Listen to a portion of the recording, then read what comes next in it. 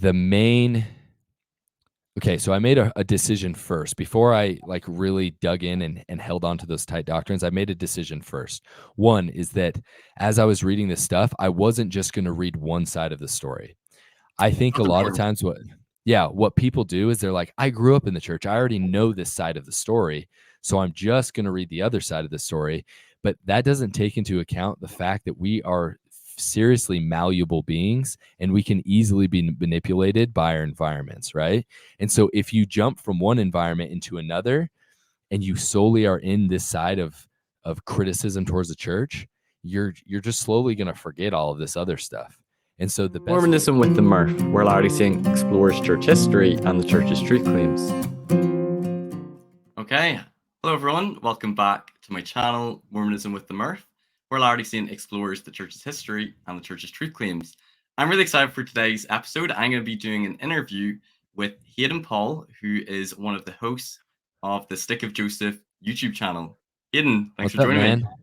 Yeah, for sure. My brother, he was sad that he couldn't make it, but he had some military obligations he had to attend to today. So I'll be talking in his behalf, and everything I say, he would say. Just kidding. That's You're the lone dangerous. wolf.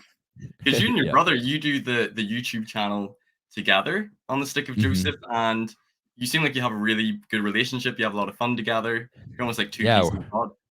Yeah, we're super tight. We've been friends ever since we actually, we as brothers do, we have our little breaking apart, but as we become adults, we become really good friends and we do this together. We're both in the United States Marine Corps together. Wow, We like to do stuff together. It's fun.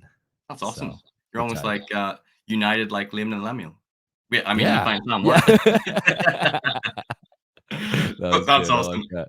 So tell us Mhm. briefly a little bit about the YouTube channel Stick of Joseph. It's all Uh-huh. about the Book of Mormon. What sort of like the goals and like the purpose of your YouTube channel? Yeah, for sure, man. So, yeah, the Stick of Joseph, the whole beginning of it really started with me working for a guy named Jim Gee, and he had this travel company, and this was back in 2017, I think. And I did some videos for him. I traveled with him. I did some safaris with him, and just got video while I was over there. And then for years, we would see each other every once in a while. But one day I was just driving. I was like, what would be awesome is to because he's done tons of work in regard to the Book of Mormon and finding evidences for the Book of Mormon, especially in the Middle East. And he's very knowledgeable when it comes to um, Middle Eastern culture, just anything, the history with the Near East. And one day I was driving and I was like, it'd be way cool is if we went over with him to the Middle East and we traveled Lehi's trail and we looked at the evidences in person and we filmed the whole thing and put together like a little docu-series. And so with that, we started off, doing some fundraising, trying to raise some money to go over there. We did it. We went over and filmed. And then as we were kind of prepping the docu-series and editing it, which we're still doing, and we ran into some snags there, but it's I was coming going to together ask a question about when do you expect that to be released? this year, definitely. Okay. Our first episode, we put together our first draft, wasn't exactly what we wanted. And so we're kind of working through scripting. We just, at first, we were like, oh, yeah, we want to put it all out as quickly as possible in 2024. And for us, it's like it's more important that it's done right than it's done fast. And so we're working really hard trying to get it all together. So it's still coming. But in the interim, we were like, while we're doing this, we should just do a YouTube channel as well and just, post videos, interview people as we're trying to learn about the Book of Mormon. And that's how it started. And we just, since it's pretty awesome, since 8 months ago, I think is when we posted our first video. I posted a video like at the beginning of last year, just explaining the Stick of Joseph, but I never posted really anything after. And then we got serious about it and started posting every week about 8 months ago. And we've slowly, grown into one of the bigger LDS YouTube channels. Yeah. And it's been a good time. We've loved it. And the response has been super surprising.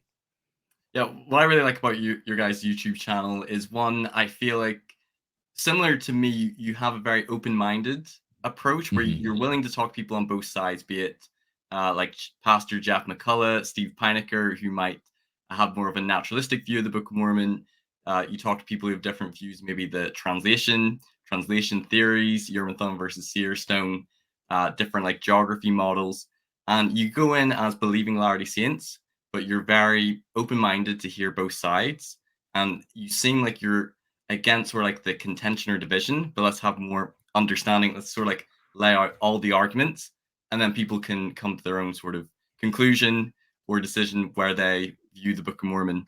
And I like that approach, that you don't want to like villainize people. I think that's really awesome. I think some of the interviews you've done as well with so many different people, they've been really great episodes. For sure. And I think it's important to remember that, we see through a glass darkly. We just there's so much that we don't know. And so for us to be kind of dogmatic on either camp, Yeah, whether, we're talking about whether or not you believe the Book of Mormon is a fraud or if it's true or it comes from God, or to be overly dogmatic to where the Book of Mormon happened, it closes us off from revealing more light, receiving more light. yeah, And to me, the whole purpose of the Book of Mormon is to give us the opportunity to apply its principles and engrave Christ upon our countenance. And so anything else is kind of a distraction. And so we do talk about these things because it is important and people care about it. But eventually we just want to show people, like, yes, there is enough evidence to say that it is probable that the Book of Mormon happened. So let's just leave it there. And now let's focus on the doctrine. Let's focus on what really matters in the Book of Mormon, which are the words about Christ and from Christ.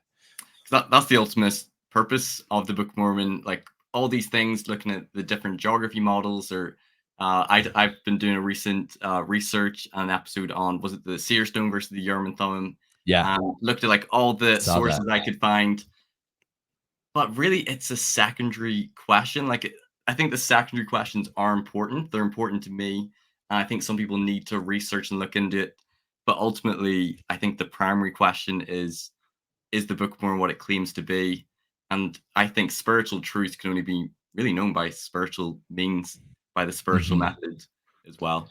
For sure. And that's why I'll go down saying that the greatest evidence that the Book of Mormon is actually from God is that if you read it and apply its principles, you will become more like Christ. And that's it right there. Like, to me, that's the most valuable aspect. If it can take the natural man and turn the natural man and woman into something that is more akin to Christ and reflects his countenance, that's it. And so And I that's really love what talking it's about about. geography It's about stuff. Yeah, it's Mhm, about changing people, it's about converting them to Christ. It's not really about finding secular evidence for it or proving a certain mhm, translation theory or geography model. mhm. It's how it changes and inspires Yeah. people and connects them to God. Mhm. I love Yeah, and that. as Peter, I think it's Peter. Peter says, or maybe it's Paul, one of them. Peter or Paul in the New Testament, tell us to make sure that we have a reason for the faith, for the hope that is within us. And so, yes, it's important to talk about these things. And I I I want to be able to give a reasonable answer that uses reason to why I believe in the Book of Mormon and why I am a member of the Church of Jesus Christ of Latter-day Saints.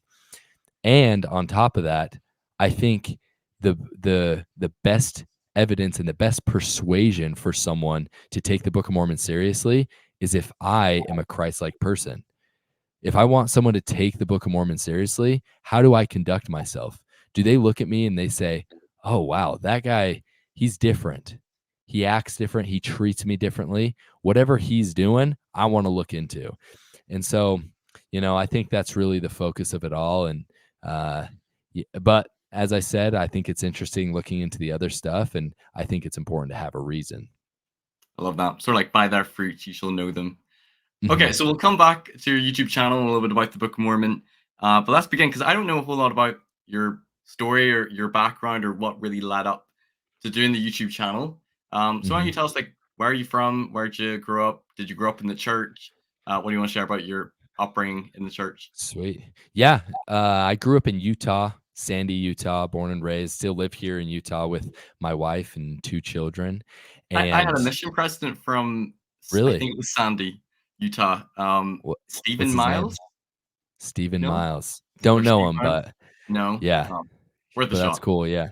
There's a lot I got, like, 5 churches in a half-mile stretch down the main He's road probably, in is it a Sandy. town or is it a city, Sandy? It's a it's like it's a city, Sandy City, but Okay. He could be yeah, just be a so few streets away, but in a different state, yeah, for who all you know. knows?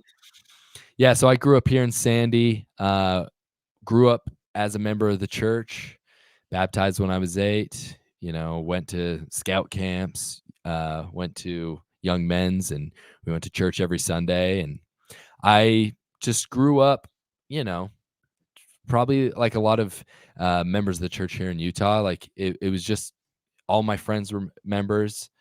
Everyone at like it's funny, I always talk to people that live outside of Utah and they're like, "Yeah, we go to stake dances." Like, we didn't need to go to stake dances really because a school dance was a stake dance, if that makes sense, you know what I mean? And a lot of Everyone's times members they of the have church. yeah, everyone's a member of the church, and so that's just kinda how it is. And I think there's some positives that go with that, but there's also some negatives. I think it's really easy to be apathetic when you are swimming in water that's, the same temperature as you, if that makes sense. Right. And I think that's what happens to a lot of people, and that definitely happened to me when I was in high school.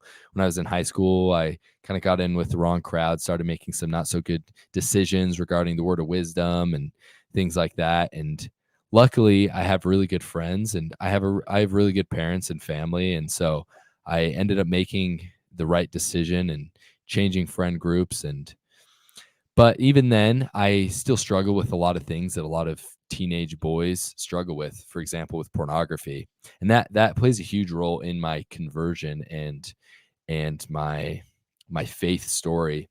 Because when I was 13, first looked at pornography, just like everyone else, I was ashamed of it. I hid it, and I hid it all the way up until I decided to go on a mission. And long story short, mission and coming home from my mission, during my mission, I share that I struggle with pornography.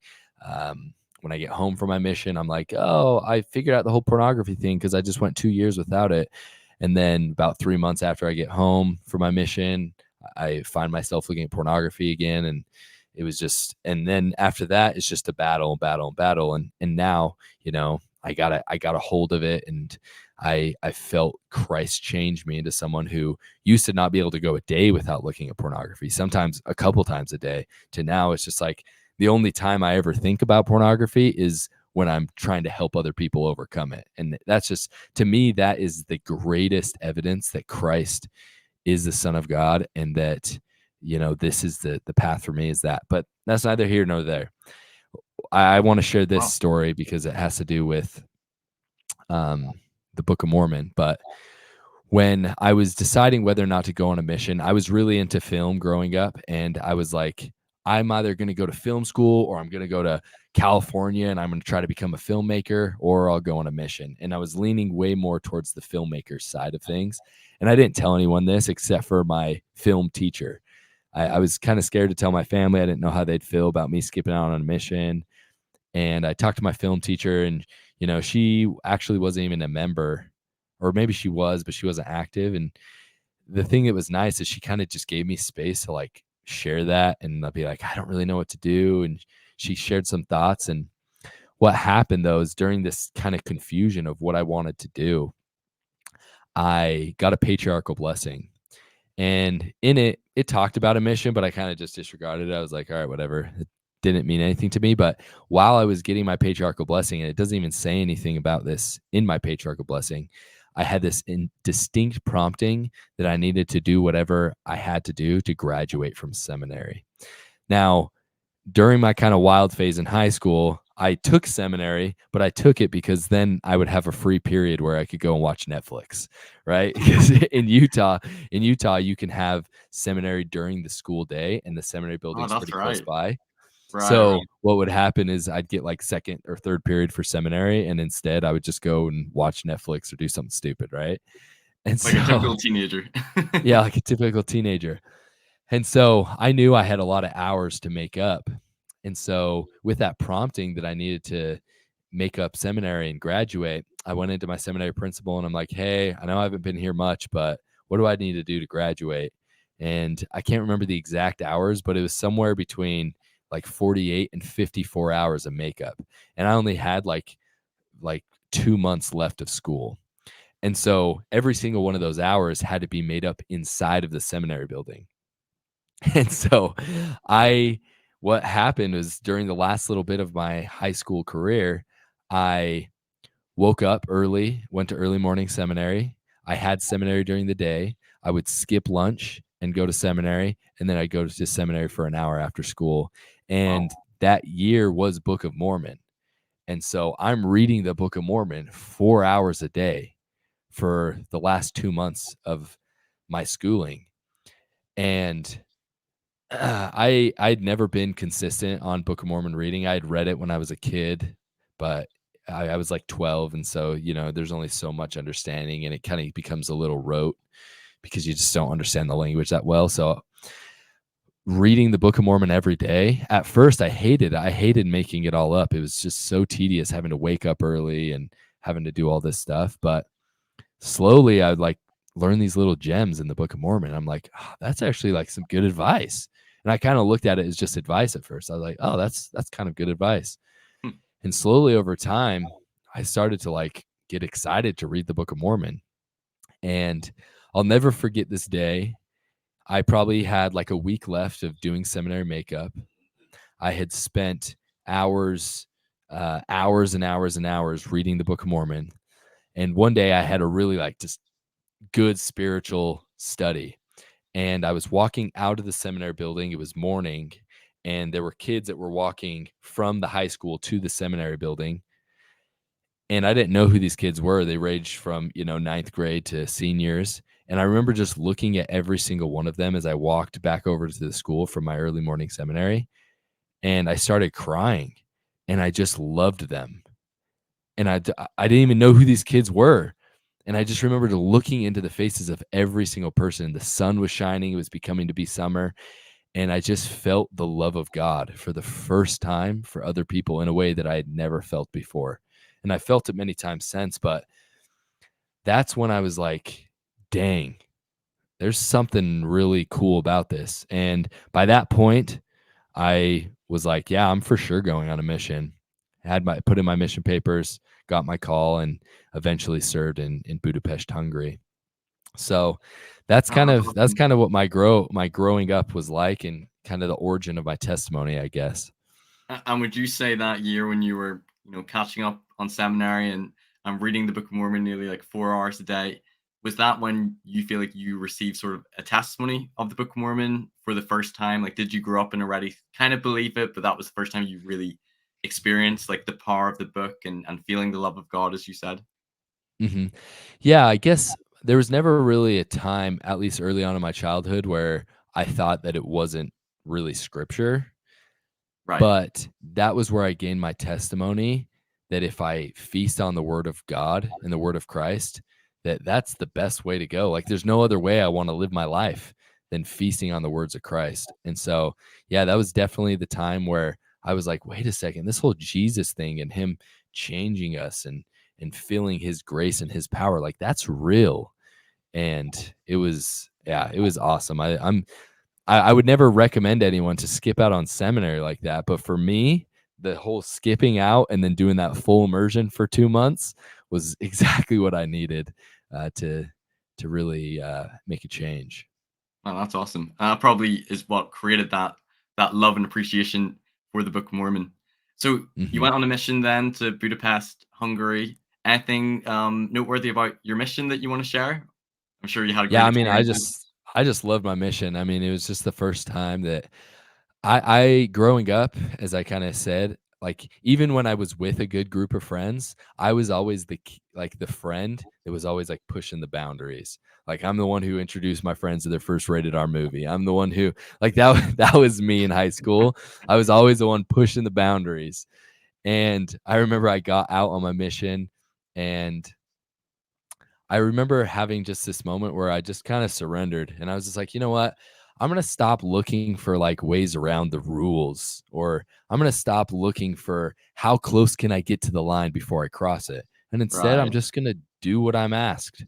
and I'm just going to do that. And it was the first time, and that there was a huge weight lifted off my shoulder, because all of a sudden there was no more like, how close can I get to this line before I get bit? You know what I mean? It was just like, I'm just going to stay as far on this side of everything as possible, and I'm going to serve the Lord, and I'm going to love people. And my mission was just a huge. It was amazing. I love it. Elder Holland always talks about how no boy had ever benefited more from a mission, and that's a lie, because I did.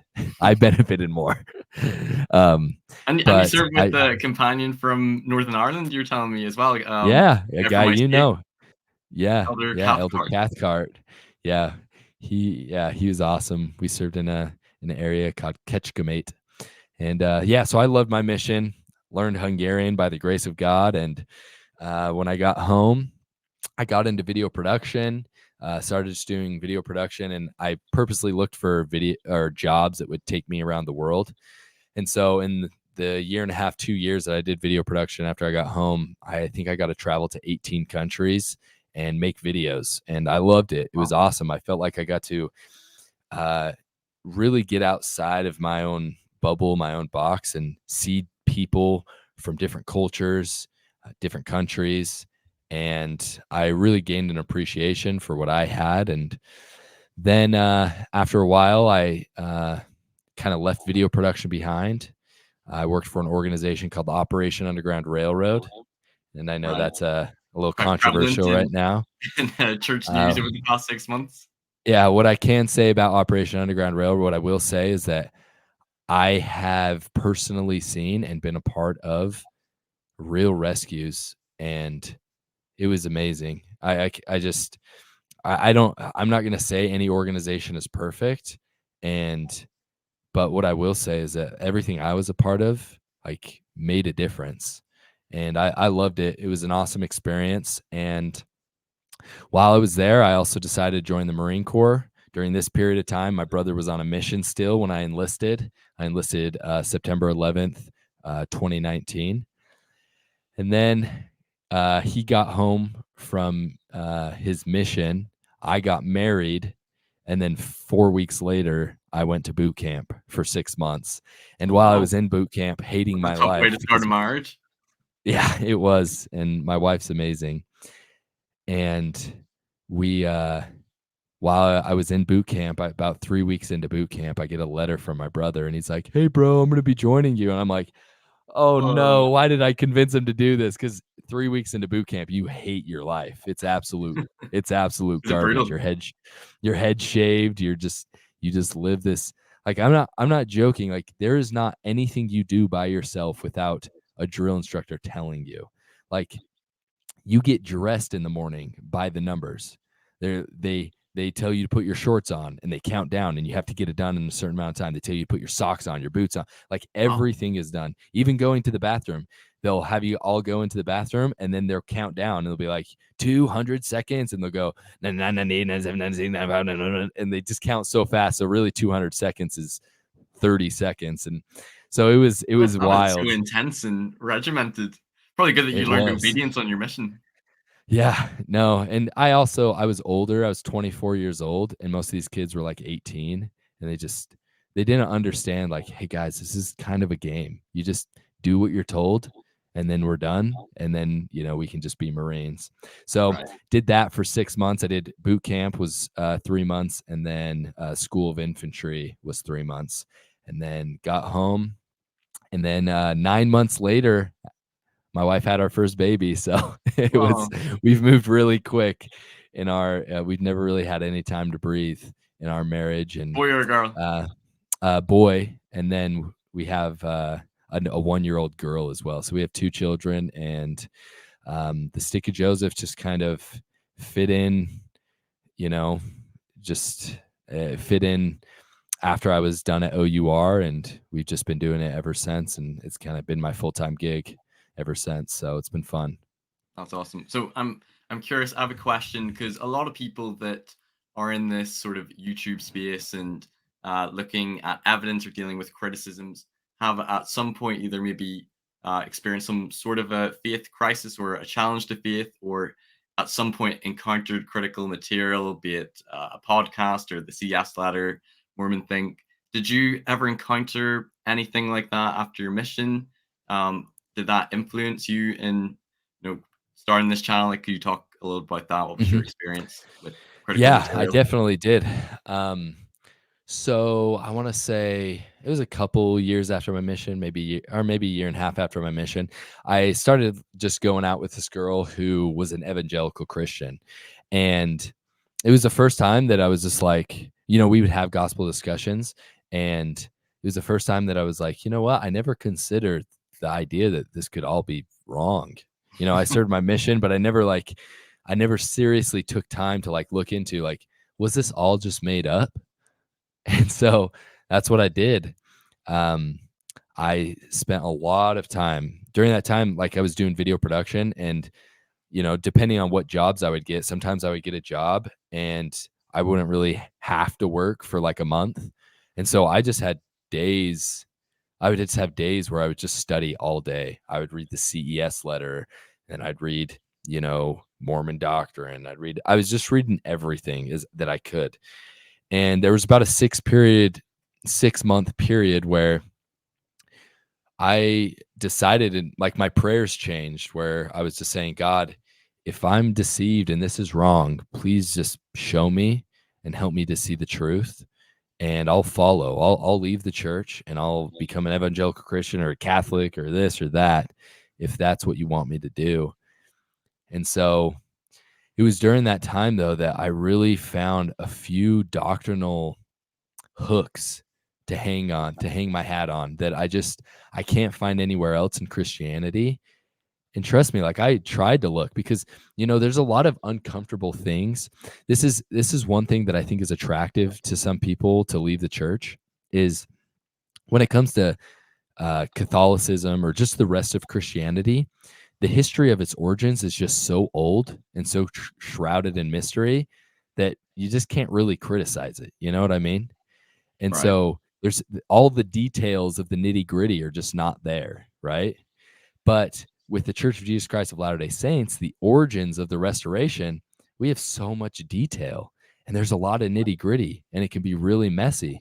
And so I think a lot of times people are like, oh man, if I could just not have to deal with this messiness and just have like the good parts, with the Bible, Jesus, all of that, then that's what I'm going to do. And so trust me, like when I was going through it and I was learning about the messiness, I was like, man, it would be nice if I just didn't have to deal with any of this messiness at all. And I just kind of went with like the classic Christian view, you know what I mean? But Yeah. there's a few things, and we can talk about those if you want, of just I can't go anywhere else because of these few doctrinal truths in the Church of Jesus Christ of Latter-day Saints that are just amazing. Well, yeah. So Why don't you share what those were and how that helped you to sort of overcome those doubts mhm. and come through with still faith intact? For sure. So for me, to preface this first, the main okay, so I made a decision first before I like really dug in and held on to those tight doctrines. I made a decision first. One is that as I was reading this stuff, I wasn't just going to read one side of the story. I think a That's lot of important. times what people do is they're like, I grew up in the church. I already know this side of the story. So I'm just going to read the other side of the story. But that doesn't take into account the fact that we are seriously malleable beings and we can easily be manipulated by our environments, right? And so if you jump from one environment into another, and you solely are in this side of criticism towards the church, you're just slowly going to forget all of this other stuff. And so the best way to make a wise decision is to look at it with both eyes open, where I would spend the same amount of time reading the CES letter as I would spend reading the Book of Mormon and the history of Joseph Smith or whatever, right? And I made that a rule. So that was the first thing that I think is really important. I will never tell anyone, don't spend time reading the CES letter. Don't spend time doing this or that, because it's not my job. It's not my job to do that. I think it's really important to have an informed faith. But what I Yeah. will tell everyone is make sure you're giving equal amount of time at the same time to both arguments. Um, I totally agree with that because yeah, I think we shouldn't just say to people, well, don't look at the critical material, it might shake your testimony. But whenever I was in my faith crisis, for probably the first 2 or 3 months before I lost my faith and left church, 90% of what I was absorbing and researching and reading was prominent critical information. And I looked a Mhm. little bit at Fair Mormon, but I didn't really dive into faithful scholarship as much, really until after coming back and starting the channel. And like you said, Mhm. like it's important, I think, like, yeah, research what the critics say, steelman their position, but give equal time and attention and research to the faithful side if Faithful truth side. and transparency matters to you. For sure. No, I agree. And so that was the first realization I had. The second thing before I get into those doctrinal truths is I would I will never make a decision as important as my worldview and faith based on history. Now, that might sound crazy, but dude, we don't even know the truth about what's happening in the news today. You know what I mean? Like you have multiple competing views on events that are happening right now, and it's hard to know what the truth is. Now, take There, events that there's so happened much 200 years uncertainty. ago. There's so much uncertainty. And so then take events that happen, 200 plus years ago, uh, about something that is very hotly contested, like the idea of a new religion. So you don't really have unbiased, viewers of the restoration. You That's have true. people that are all in, right? So this is the example I use. If you want to learn who Joseph Smith was, going to Brigham Young is going to give you a skewed view. Going to John C. Bennett is going to give you a skewed view. And so read both of them, but at the end of the day, you're just not really going to know. Yeah, like we just can't know based on the historical accounts, everything, right? There's no And time so machine. I there's find no that with time the machine. recent video I did on, was it the Yermanthone versus the Seer Mhm. Stone? And I was a sado. I spent my entire Christmas reading through every source I could find because the book by Neville and Lucas kind of challenged the Seer Stone narrative. So I was like, Yeah, okay, hold on. I just want to look at like all the statements. all of it. Mhm. And I couldn't say piece together with any certainty how it was What really transmitted, happened. what instrument was used when. Because some people say, oh no, it was the Urim and Thummim up until the 116 pages. Then after that was just the seer stone. And there's some Mhm. accounts that support that. There's others which conflict. Some which say no, it was just the seer stone in the hat. Others that talk about Urim and Thummim.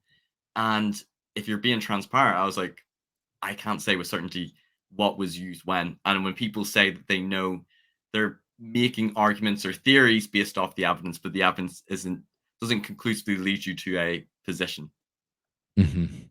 For sure. No, and that's why I won't make a decision based on that. So then it's like, okay, well, what do you make a decision? And here's another thing.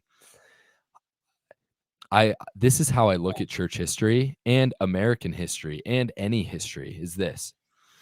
If you just look at the individual facts of the restoration, yeah, it's super messy. And you're just like, oh, I don't know what to do with this. But what happens a lot of times is we're like, what are the facts? What are the facts? But we never put them in the broader context, nor show the result of those facts, right? So, an example I use is this.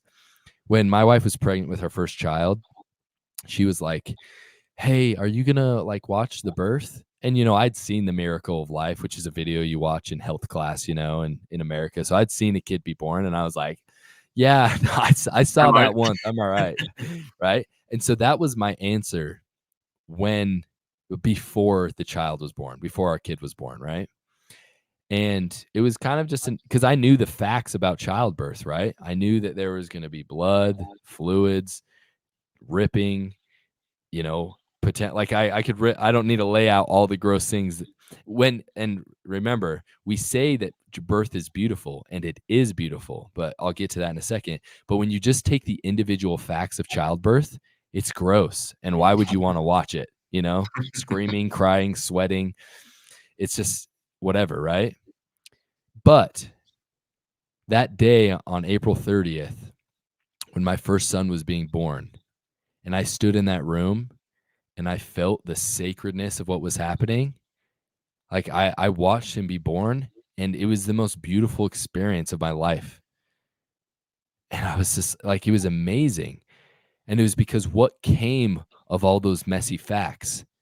A divine child. And so look at the church, for example. Yes, you have all these individual facts. And if you're going to be immature about it and just remove it from the context of what was actually happening, then it's going to be repulsive and you're going to find reasons to throw the baby out. But we would never throw a baby out because the birth is messy. So why would we throw out the church because its origin is messy?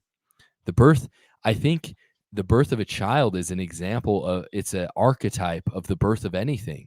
Same with the birth of America. It's super messy, but the Declaration of Independence and the Constitution, I'm not going to throw those out because the origin of America is messy. And so that was another huge realization that I had, is just like, yeah, it's messy. And if you look at individual facts, you're probably going to want to throw the baby out, but don't do it, because what came of it was a beautiful spark of divinity. And that is the restoration of the gospel of Jesus Christ. But guess what? My kid, I love him and he has that spark of divinity in him, but he's still messy. He still makes mistakes. Yeah.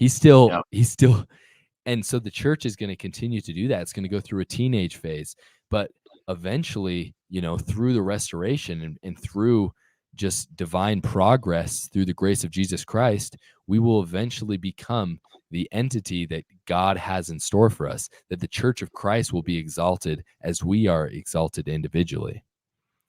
Yeah, and I think we like as well in the church, we like as people, we like these clean cut, very simple, beautiful narratives. And my view of Joe Smith in church history would have been, the 2005 Joseph Smith movie, and Yeah. everything was so simple and wonderful. Mhm. And life is, there's a lot more messiness. There is a lot more complexity. Mhm. Even like humans, we're just messy, messy Yeah. creatures as well. So why don't you go Mhm. on? What were some other doctrinal things? Yeah. So yeah, now it comes to the doctrinal things that I just couldn't get around.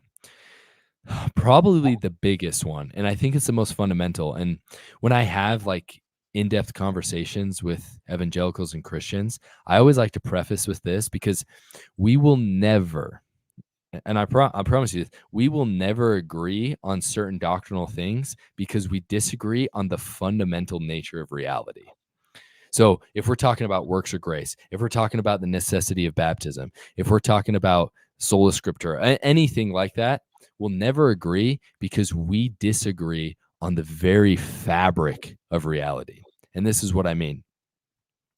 The rest of Christianity and most religions, not all religions, but most religions, believe that God created everything out of nothing. For anyone who's interested in this sort of stuff, we call it ex nihilo creation, out of nothing creation. Right. And there's a lot of implications that come with that claim.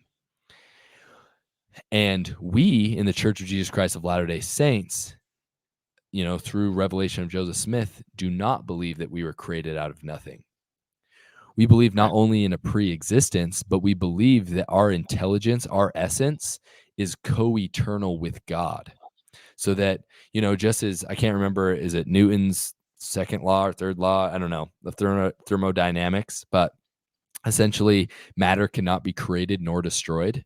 We all believe Right. that on a scientific level, but for some reason when it comes to, you know, our spirits or our intelligence or consciousness, like everyone's like trying to figure out, where does consciousness come from? Where does it come from?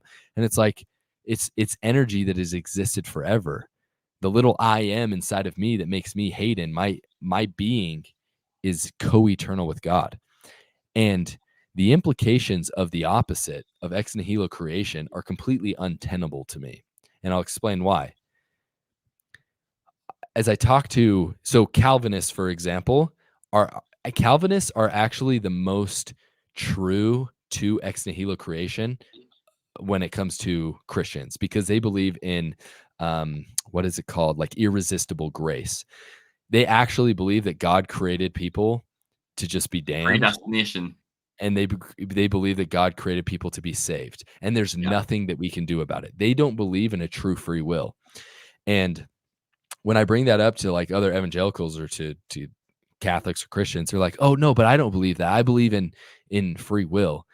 And this is the giant fallacy or the giant issue with believing in free will and that God created us out of nothing. God is omniscient, right? So he knows everything from the beginning to the end. So when he was creating you with all of your intricacies and personality traits and everything that makes you you, he was simultaneously creating all of your future actions. And because of his omniscience, he was able to foresee how those actions and your personality traits would interface with everything else. And so, even if he created some abstraction called free will and gave it to you, he knew how you would use it at the moment you were created. Does that make sense? That And makes it so right. I see. it cancels it out. There's no such thing as free will if you believe God created everything out of nothing. And because of that, I can't believe in any other form of Christianity.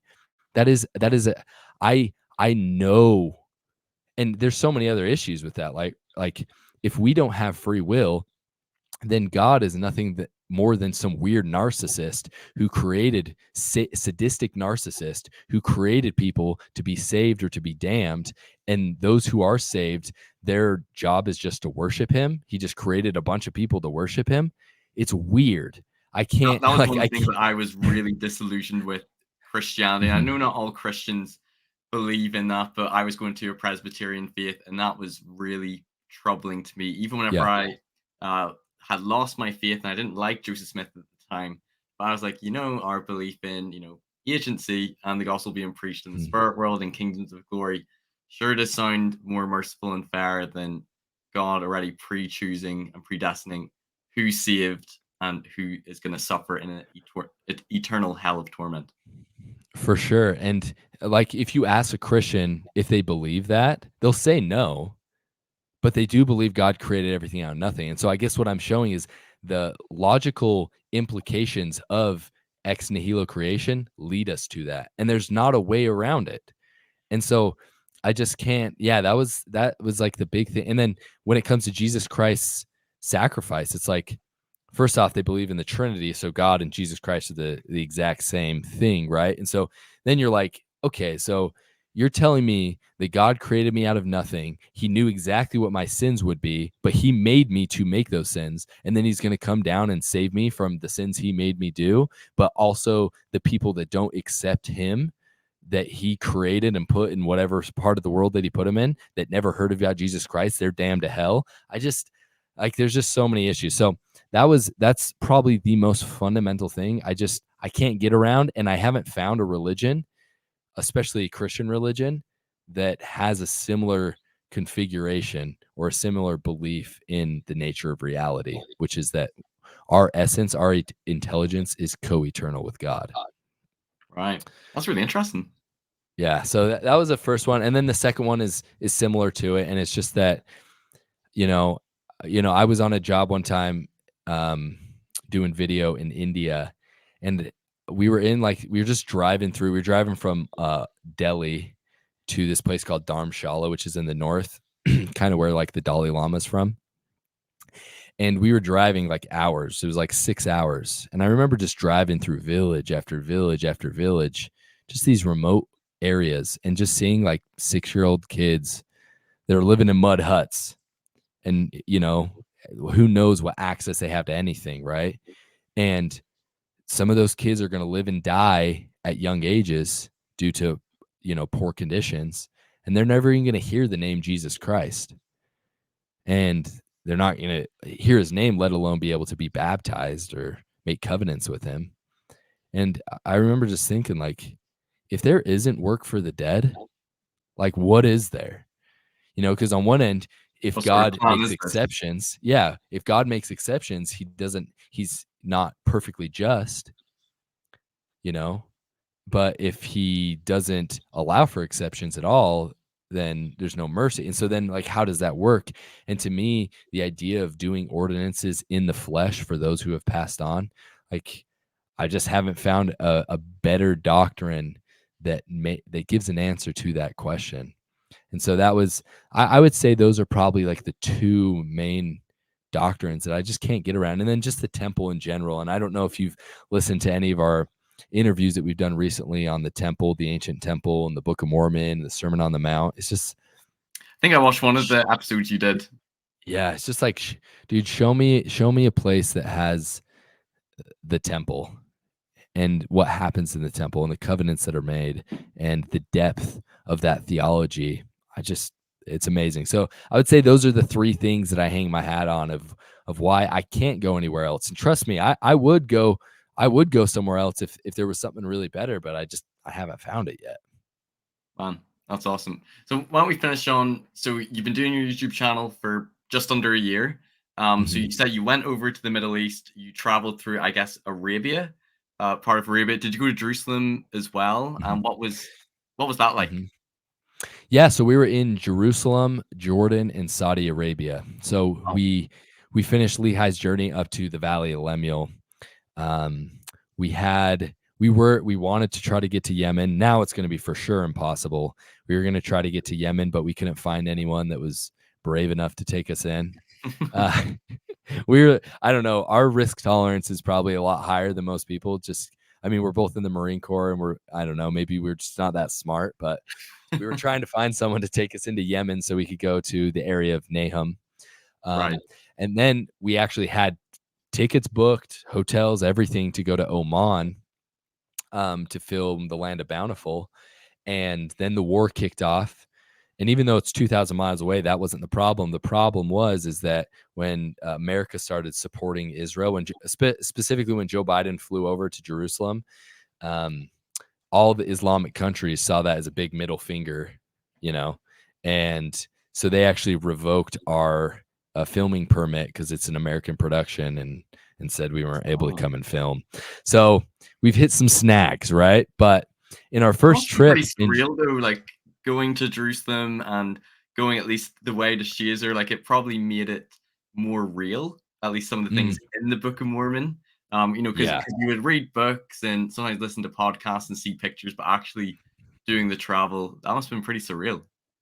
yeah, it was awesome, dude. Just being able to kind of picture. I remember the night we were staying. So it's believed. Well, I mean, it's really the only way. So Lehi going from Jerusalem down to Aqaba, which is just kind of generally accepted as the borders near the Red Sea, right?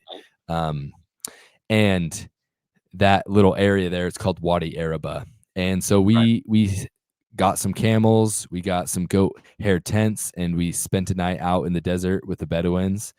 And it was amazing.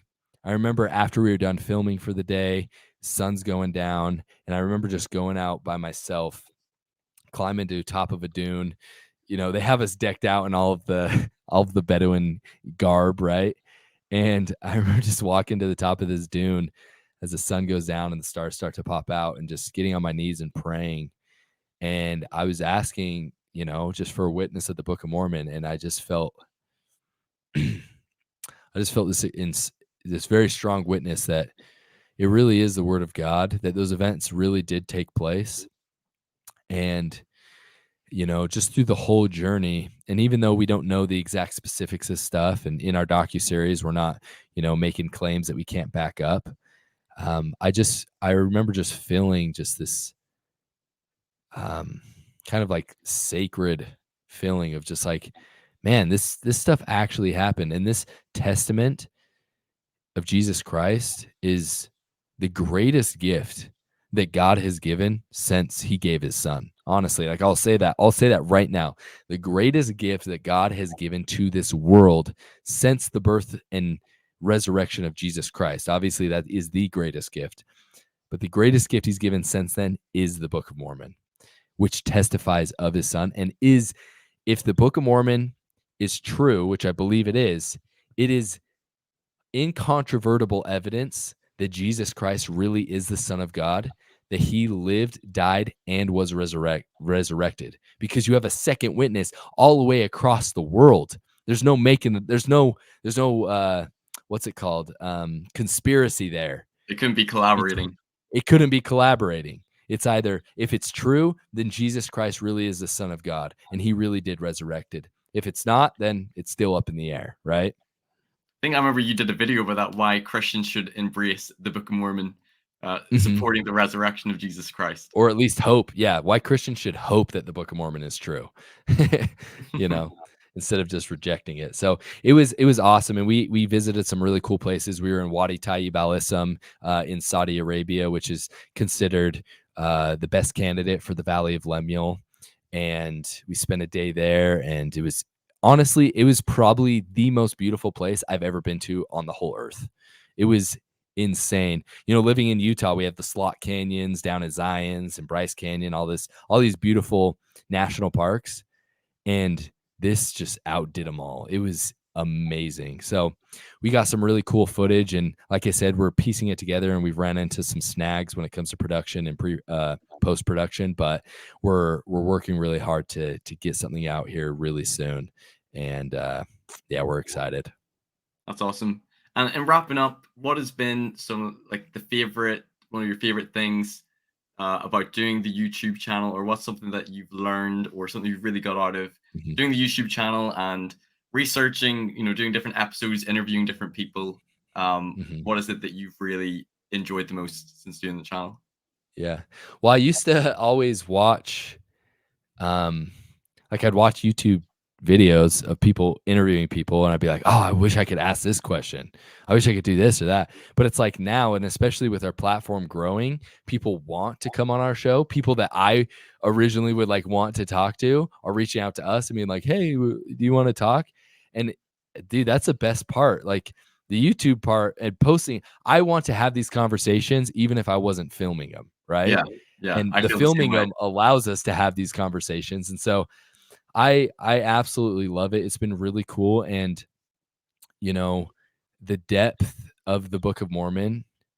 I'm just I'm at this point now, and I wasn't at this point when we started. Like at this point, I was still very much open to the idea that this could all be made up. And there still may Yeah, be a chance. But I'm at this point now where it's more insane for me to believe that Joseph Smith made this all up, or that he conspired with one or two people in that amount of time. It's more crazy to believe that than to believe that God the Father and Jesus Christ appeared to him, that an angel appeared and showed him where the plates were, that he translated them by the gift and power of God. That to me is way more likely of a situation than the opposite. And so it's this. I'm so grateful for the opportunity of being able to do this. I'm sorry Jackson wasn't able to be here. I'm sure he would have shared a lot more cool stuff, but it's been awesome doing it with him, and it's grown our faith and our bond together as brothers. And I feel so grateful, and I just thank God for the Book of Mormon. that's awesome. And final question, because I have a range or a spectrum of listeners who watch my YouTube channel. Some people are quite against the church. You can tell they're either ex-Mormons or critical. There's some who are believing members, some that are more nuanced. I Yeah. get people who reach out who you can tell they're sort of torn in the middle. They're Hmm. wrestling in a bit of a faith crisis. And I think those are the people who can benefit, I think, be influenced the most by my work, your work. Uh, what advice or counsel would you give to someone who's struggling with their doubts, with questions Hmm. against the church, be it things in church history, things to do with the prophets, or even things to do with the Book of Mormon? Do you have any counsel or any words of advice for anyone who's in that boat? Hmm. What I would say to someone who is questioning or has doubts, keep questioning. Ask and ye shall receive. Knock and it shall be give it open unto you. Seek and ye shall find. Keep asking the questions. Stop. The problem is that a lot of times people don't find the answers, and so they decide I'm just going to stop asking the questions. I'm just gonna accept whatever, right? Even though they don't feel like they get a sufficient answer. And so keep asking those questions. And then I think about truth much like I think about climbing a ladder. You when you're climbing a ladder, you're going from one solid rung to the next solid rung. But in order to get to the next solid rung, you have to let go of another rung. And so never hold so tightly onto a quote unquote truth that you won't ascend to a higher truth. Does that make sense? Being open to And further light knowledge and perhaps shifting a paradigm or an assumption you had. for sure. And the question you should be asking is, are you on the right ladder? And yeah, as you're climbing up, test to make sure it's a solid truth before you put your full weight into it. But just remember that there is further light and knowledge. And the last thing that I will say is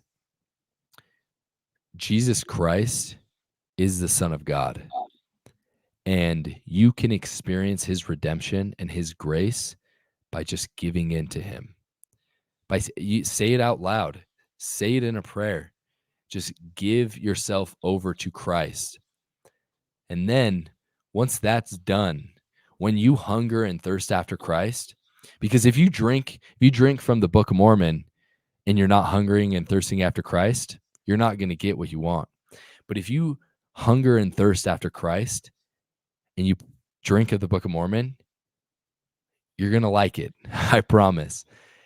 And so I just never stop questioning and hunger and thirst after Christ. And if you do those things, then I believe that you will be led in the, in the way of truth and light. Awesome. Well, Hayden, this has been really fun. I've really enjoyed this time doing this interview with you, hear more about your story and your YouTube channel. Everyone go check out his and his brother's YouTube channel, Stick of Joseph. They're putting out a lot of great content. Thanks everyone for watching this video. If you've enjoyed it, please give it a like. Don't forget to subscribe as well. Comment underneath your thoughts on this episode, and I'll see you next time on Mormonism with the Mirth. Take care. Bye-bye. Thanks everyone for watching this video. If you've enjoyed it, give it a like, comment underneath, subscribe as well. Dude, I messed up again. I pushed the wrong thing. I'm sorry. Okay, let me double check. Let me double check. Yeah. Okay, now it's good. Now go. Okay. Okay, now. Sorry, I'm gonna laugh now. Okay. Thanks everyone for watching this episode. If you've enjoyed it, please give it a like, share it with others who might benefit, and don't forget to subscribe so you don't miss any future content. You can also listen to these episodes on podcast form on Anchor or Spotify, and you can follow me on Facebook, Instagram, and TikTok. Check out my website for more content, personal blog, and more. And if you care to donate to support me, you can via my PayPal or Patreon, or through the website. And you can also give donations via YouTube through Super Chats. Thanks for watching Mormonism with the Mirth. Take care. Bye-bye.